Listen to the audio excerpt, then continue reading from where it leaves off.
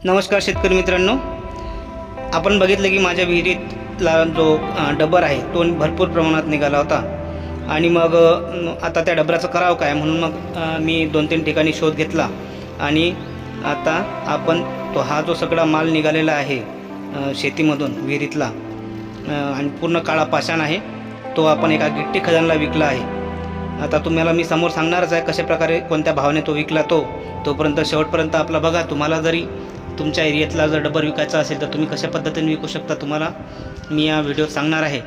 तर बघा अशा प्रकारे ते पूर्ण 4 बरातचा जो ट्रक आहे तो भरत आहे। 4 बरातचा ट्रक ते गिट्टी खजानवाल्याला दिला आहे। आपल्या शिवनीच्या जवळच एक खजाना आहे मंगरुळपीरमध्ये, तिथे दिला आहे। तर हा आपण जो माल दिला आहे तो दिला आहे 100 रुपये एक बरात याप्रमाणे माल दिला आहे।